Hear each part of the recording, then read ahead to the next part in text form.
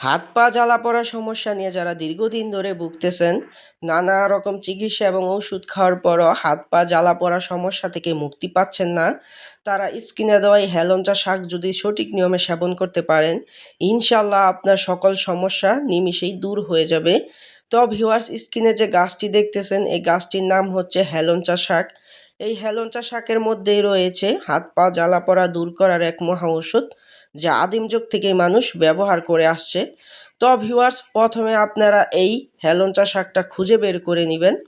খুঁজে বের করে নেওয়ার পর কিছু সংখ্যক হেলঞ্চা শাক আপনারা তুলে নেবেন। তুলে নেওয়ার পর ভালোভাবে এটাকে বাসায় নিয়ে ধুয়ে নেবেন। ধুয়ে নেওয়ার পর এটাকে থেতো করে আপনারা রসটা বের করে নেবেন। আপনারা হাফ গ্লাস পরিমাণ রস এটা বের করে নেবেন। নেওয়ার পর প্রতিদিন সকালে খালি পেটে হাফ গ্লাস রস যদি আপনারা নিয়মিত খেতে পারেন, তাহলে আল্লাহর রহমতে আপনার সকল